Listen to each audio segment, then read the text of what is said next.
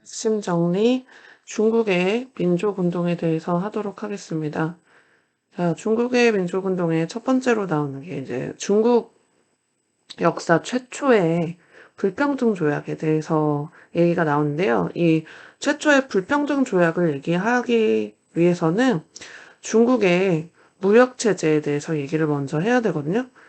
중국의 무역, 그러니까 청의 무역은 그 공행무역 체제였습니다. 공행이라고 해서 국가가 인정한 상인들에 의해서 대외 무역이 이루어졌었는데요. 그래서 이 공행을 청의 공식 상인으로 해서 청은 어디만 개방을 하냐면 광저우만 공행을 통해서 교역을 할 수 있게 했거든요. 그래서 이 광저우에서 서양과 무역을 했는데 그때의 무역 형태가 어떻게 됐냐면 주로 중국은 수출하는 주요 수출국이었고요. 서양인들은 수입을 해가는 자신들의 나라로 수입을 해가는 그런 형태였거든요. 그래서 주된 무역국이 이제 영국이었기 때문에 영국과의 무역 형태를 얘기를 해보면 영국이 있고 청이 있어요. 그래서 영국은 청으로부터 뭐를 사들이냐면 차, 비단, 도자기 이런 걸 사들입니다. 하지만 영국으로부터 청은 별로 살 게 없었어요. 그럴 수밖에 없는 게 영국은 산업혁명으로 공장에서 찍어낸 면직물 이런 걸 팔려고 하는데 청나라는 수공업 제품들이 워낙에 많이 인구가 많다 보니까 수공업 제품들이 그렇게 많이 비싸지도 않았고 질이 더 좋았기 때문에 굳이 영국산 공장 제품을 살 필요가 없었거든요. 그래서 영국은 주로 청한테 물건을 수입만 해서 은만 지불하는 은본이 화폐져 있으니까 은만 지불하는 그런 상태에서 이 은이 엄청나게 청으로 유입이 되게 되는 상황이었죠. 그런 상태에서 이 공행이 거의 독점하다시피 하는 이 무역 형태가 영국한테 불리하다라고 판단이 돼서 영국은 공행무역을 폐지를 주장을 하는데 청은 그걸 들어주지 않습니다. 그래서 영국은 이 적자를 해결하기 위해서 선택한 방법이 뭐냐면 인도를 끌어들이는 거예요. 그래서 인도를 끌어들여서 영국과 청의 이 무역 형태는 그대로 유지하되 차, 비단, 도자기 이렇게 유지는 하지만 인도를 끌어들여서 인도에 영국이 그렇게 수출하고 싶어 했던 청에 수출하고 싶어 했던 면직물을 수출하고요. 인도는 청에 뭘 수출하냐면 아편을 수출합니다.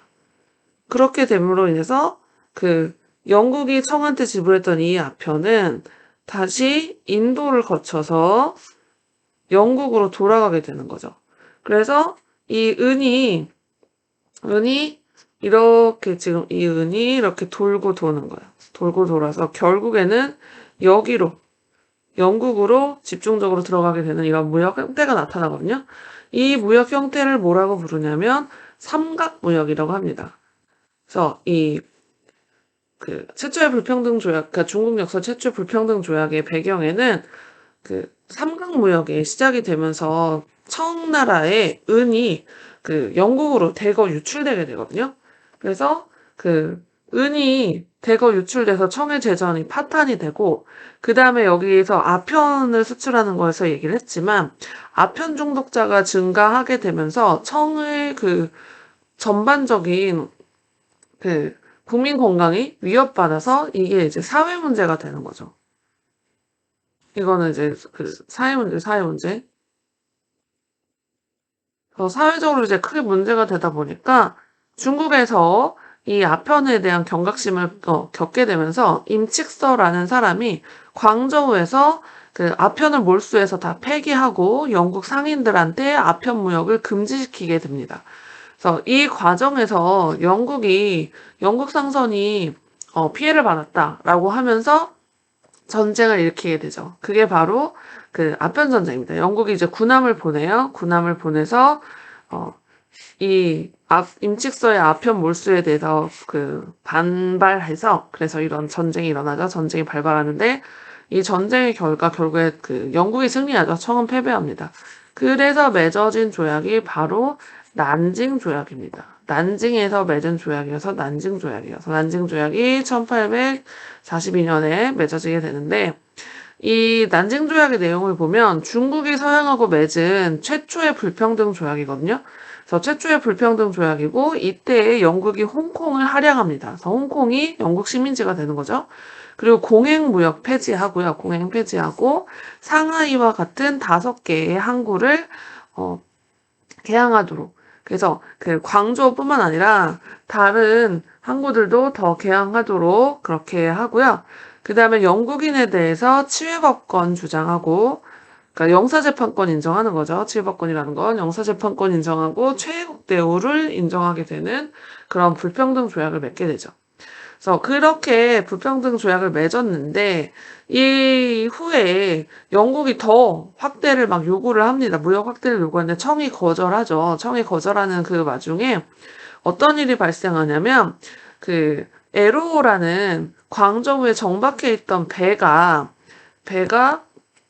그 청 관리가 이 에로라는 배가 밀수선이었거든요. 이 밀수선을 그 단속하는 과정에서 그 청의 관리가 올라가가지고 영국 국기가 뭐 불타는 뭐 이런 일이 발생을 하거든요. 그래서 영국이 자기네 나라 그 국기 모욕했다라고 하면서 이 에로 사건을 핑계로 그리고 이때 이제 뭐 프랑스 선교사도 죽고 막 이랬단 말이에요. 이거를 핑계로 영국하고 프랑스 연합군이 쳐들어옵니다. 그래서 텐진하고 베이징을 점령을 해요.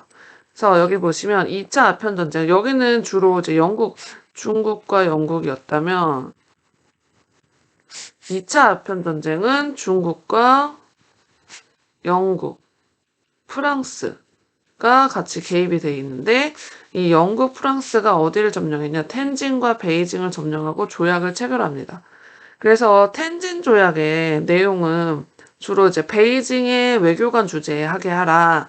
10개 항구 더 추가 개항해라. 그리고 크리스트교의 포교 인정해라. 뭐 이런 것들 텐진 조약을 먼저 맺었단 말이에요. 이게 1858년이고요. 그러고 나서 이 텐진 조약이 텐진 조약을 이제 확정하는 그런 조약의 그 개념으로 베이징 조약이 맺어집니다. 1860년에 영국이 홍콩 할양하기로 했잖아요. 그 홍콩뿐만 아니라 더 확장해서 주룽반도, 우리 발음으로 구룡반도인가 그럴걸요? 그래서 주룽반도를 일부 할양 더해라. 그리고 이때 이제 러시아 연해주 획득 이런 얘기도 하게 됩니다. 그래서 이렇게 2차 아편전쟁으로 텐진 조약, 베이징 조약을 이제 추가로 더 맺게 되죠. 그래서 이 이후에 이제 중국의 청 왕실의 권위가 많이 떨어지게 되거든요. 왜냐면 세상의 중심이었는데, 중화였는데, 서양과 전쟁에서 졌잖아요. 그래서 서양과 전쟁에서 져서 청의 왕실이, 권위가 떨어진 그 와중에, 이때 이제 난징 조약도 그렇고, 텐진 조약, 베이징 조약이 이제 아편 전쟁에서 패배해서 맺은 조약이잖아요. 그래서 전쟁하고 패배하면 패전한 국가들한테 배상금을 지불하게 해요. 그래서 청나라한테 영국이나 프랑스가 배상금 지불하게 하는데, 청이 배상금을 마련하기 위해서 아무래도 재정이 많이 힘들잖아요? 그러면 그 재정은 누구에게 부담이 되죠? 그쵸, 일반 농민한테 부담이 됩니다. 그래서 전쟁 배상금으로 농민들의, 여기 지금 조세부담 가중이라고 하는데 여기 더 껴서 얘기를 해보면 농민의 조세 부담이 커져요. 거기에다가 물가도 폭등하거든요. 아무래도 배상금으로 막 정부가 돈을 이렇게 많이 찍어내거나 아무튼 뭐 그렇게 하다 보니까 물가도 폭등하게 돼요.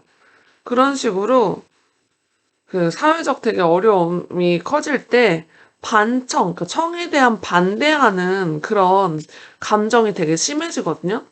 그래서 이런 걸로 인해서 반청 감정. 그러니까 높아져요. 고조돼요. 그런 와중에 홍수전이라는 사람이 뭘 하냐면 멸만흥한 만주족을 멸만시키고 한족을 흥하게 하자라는 구호를 내걸고 거병을 합니다.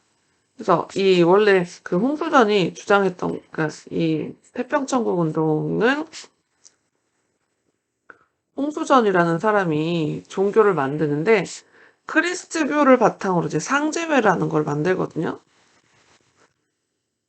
상제회라는 크리스트교 신앙 바탕 조직을 만들어서 거기에서 주장하는 게 멸만흥한이에요. 그래서 만주족을 멸하고 한족을 흥하게 하자라고 얘기하면서 태평천국을 건설해요. 여기 거병했다고 했잖아요.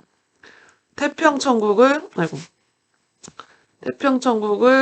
건설하면서 난징을 수도로 합니다.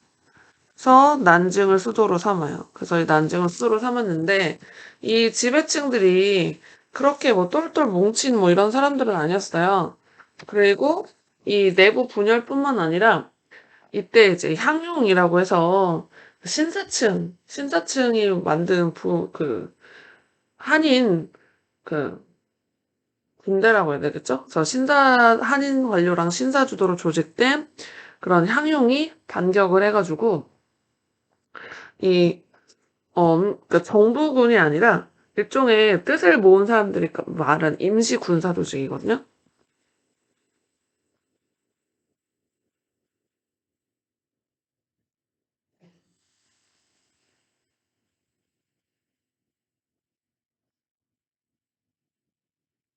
그래서 임시 군사 조직이요. 신사층, 한인 관료 등에 의해서 조직된 건데 이 항용과 서양 세력들이 태평천국 운동을 진압을 해서 실패는 하는데 잠깐만요. 기침이 좀 나서 잠깐 끊었다 다시 가는 겁니다.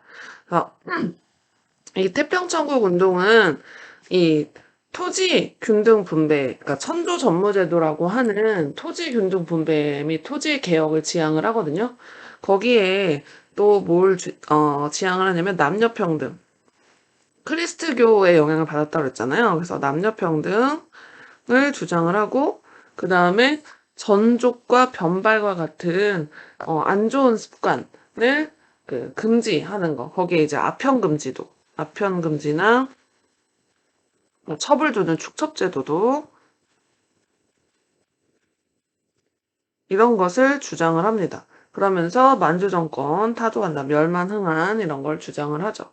그래서 이렇게 했던 태평천국은 결국에는 실패로 끝나요. 그래서 그 서양 세력이 다 통제하죠. 자, 그리고 나서 이 아편 전쟁하고 이제 태평천국 운동을 진압하는 과정에서 이 청의 힘이 너무 약하다라고 느낀 청의 관료들 중심으로 개혁을 해야겠다라고 생각을 하기 시작을 해요. 그래서 아까 그 향용 얘기했잖아요. 이 한인 관료층이 이 향용을 구성을 했다고 했잖아요. 그래서 그 한인 관료 출신의 이홍장이랑 증국권 이런 사람들이 그 개혁을 하자라고 얘기를 하면서 뭘 하냐면 중체서용. 그러니까 중체서용의 뜻은 뭐냐면 중국의 몸에 중국 중자에 몸체자에 서양의 쓰임이란 뜻이에요. 쓰임. 그러니까 중국의 몸을 가지고 서양의 것을 쓴다고 그렇게 이해하시면 되는데 여기서 몸이라는 거는 그 기본 체제, 그 다음에 쓰임이라는 건 기술, 이런 걸 얘기하는 거거든요. 그래서 중체 서용의 원칙을 바탕으로 부국강병을 추구합니다. 그래서 서양의 기술을 수용해서 부국강병 추구하는 건데, 그래서 근대적 공장 설립하고 군수공장 설립하고, 그래서 군수공업 육성하고, 그 다음에 서양식 육군 창설하고, 여기 이제 신식학교, 새로운 기술 배우려면 학교가 있어야 되잖아요. 그래서 신식학교 설립하고, 그리고 그 해외 가서 배워야 된다. 해외에 유학생도 파견합니다. 그래서 이러한 개혁 운동을 한 결과 이게 잘 이루어지지 않아요. 안타깝게도 그 정부에서 체계적인 계획을 못했기 때문에 그리고 관료들이 너무 그 기업 활동에 대해서 간섭도 많이 하고 그래서 결국에 그 일본과 전쟁에서 패배하죠. 그 청일전쟁이죠. 청일전쟁에서 패배함으로 인해서 아, 일본 모처럼 개혁을 못했구나. 되게 실패하고 일본보다 못하구나. 막 이런 한계점이 노출이 되게 됩니다. 그래서 이런 그 청일전쟁을 패배해가지고 청일전쟁의 패배로 일본과 뭐를 맺냐면 시모노세키 조약을 맺습니다. 시모노세키 조약을 맺어서 시모노세키 조약에서 타이완을 일본에 할양해요. 일본의 식민지로 뺏겨요. 그리고 배상금 당연히 지불하게 되죠. 졌으니까 일본한테 배상금 지불하게 됩니다. 그래서 이런 그 시모노세키 조약 체결과 함께 열강들의 각종 이권 침탈이 되게 심해지거든요. 그러는 과정에서 이제 양모운동에 대한 반성도 나타나고 하면서 이때 새로운 개혁이 등장하는데 그게 바로 변법 자강운동이에요. 그래서 캉유웨이나 량치차오 같은 개혁적 성향의 지식인들 주도로 새로운 이제 그 개혁이 일어나게 되는데 우리가 일본한테 진 거는 체제를 싹 다 바꾸지 않아서 그렇다라고 반성하는 사람들이 나타나면서 이 무술개혁은 일본이 체제를 싹 다 바꾸거든요. 그래서 일본의 개혁 형태인 메이지 유신을 개혁 모델로 삼아서 일본처럼 입헌군주제, 과거제 없애고 그 신교육 실시하고 상고급 육성해서 일본처럼 완전히 바뀌겠다. 그래서 근대적 개혁, 또 무술변법이라고 하는데 무술개혁. 그래서 변법 자강제, 법을 변화시킨다고 이렇게 이해하시면 되거든요. 그런데 이 그 개혁에 대해서 기득권을 없애는 거라고 판단한 서태후와 보수 관료들이 이걸 탄압해요. 그래서 결국에 이 무술 그 정변은 실패로 끝나죠. 그래서 이 그 변법 자강운동 실패 후에 이제 열강들의 이권 침탈이 더 심해진 그 과정에 크리스트교 포교 아까 그 2차 아편 전쟁 끝나고 나서 얘기했었지만 크리스트교 1차 아편 전쟁 때도 그렇고 크리스트교 포교를 서양 열강들이 조약 맺을 때마다 얘기한단 말이에요. 그 크리스트교 포교 자유롭게 하게 해라. 그래서 그렇게 한 결과 크리스트교가 많이 확산이 돼요. 확산이 돼서 그 크리스트교가 전통 문화를 위협한다라고 판단한 사람들이 등장하게 됩니다. 그래서 외국의 것을 배척하는 그런 감정들이 많이 커지는데 그러한 감정이 드러나면서 이때에 그 청을 도와서 양을 멸망시키자. 부청멸양이라는 그래서 청을 도와서 도울 부자예요. 청을 도와서 양을 멸망시키자라고는 그런 사상이 이때 등장하게 되면서 반크리스트교 반제국주의 운동을 전개하게 돼요.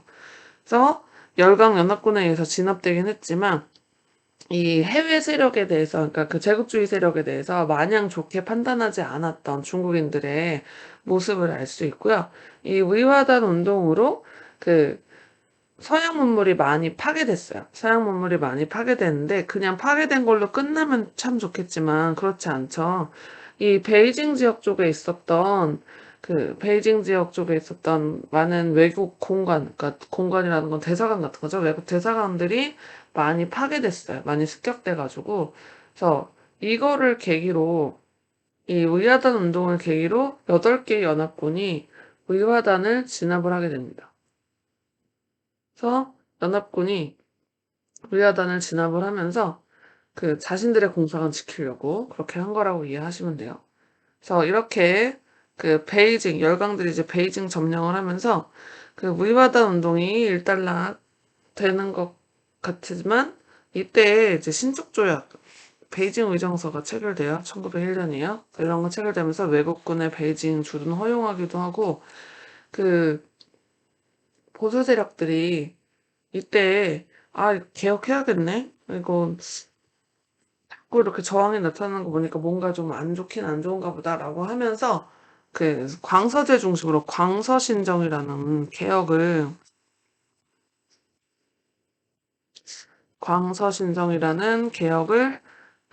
추진을 하게 됩니다.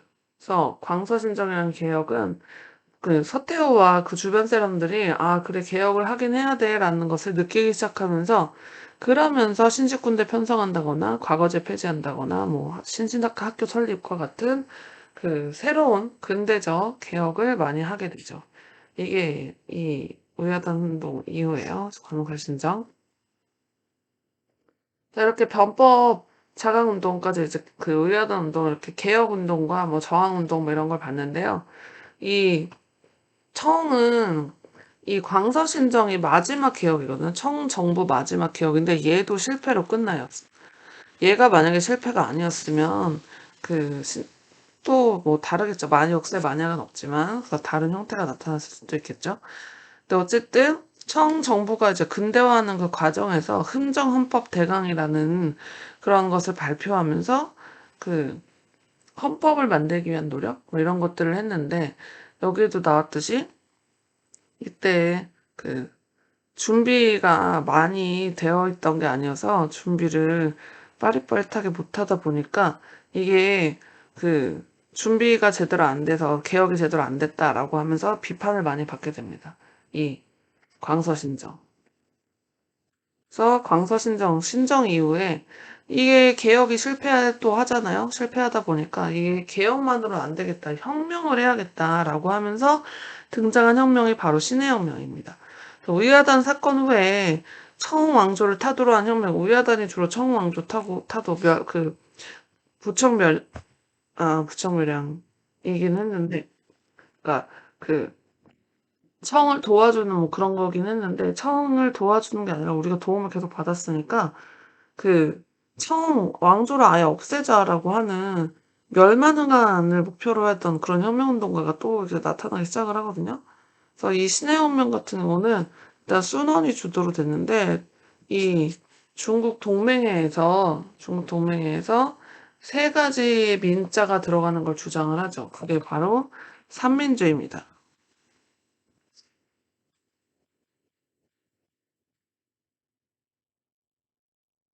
그래서 삼민주의라는 거는 뭘 얘기를 하는 거냐면 삼민주의가 그래서 뭐냐면 그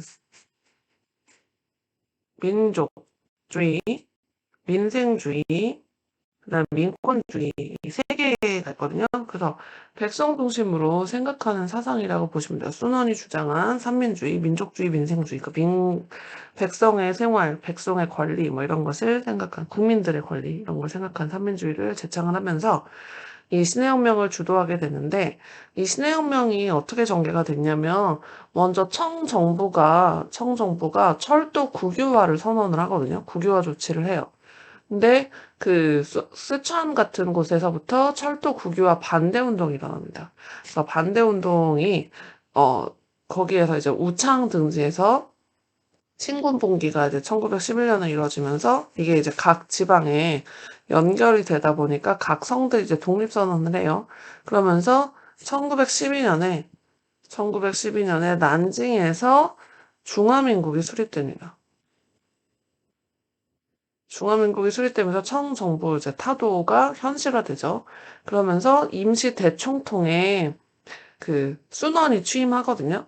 순원이 취임했다가 순환이 일민시라고 했잖아요. 위안스카이하고 이제 혁명군이 타협을 해서 청왕조 멸망시키기로 하고 그 다음에 이제 청왕조 멸망시킨 다음에 위안스카이가 대총통에 취임이 돼요. 그랬는데 이 위안스카이가 나중에 혁명파 탄압을 하고 자기가 황제 되려고 하는 그런 부활 시도를 하거든요. 그러다가 위안스카이가 사망을 하고 나서 그 전국 각지에 군벌이. 그러니까 쉽게 얘기하면 군벌이란 건 군인 재벌? 뭐 이런 걸로 이해하시면 돼요. 그래서 그 장군이, 그러니까 군사적인 힘을 가진 군벌들이 그 군벌 시대를 만들게 됩니다. 군벌 시대가 이제 활발하게 되면서, 좀, 그, 뭐라 해야지? 혼란스러운 중국 사회, 근대화로 가기 전에 혼란스러운 시대라고 생각하시면 돼요. 그래서 여기까지가 중국의 민족운동에 대해서 얘기를 했습니다.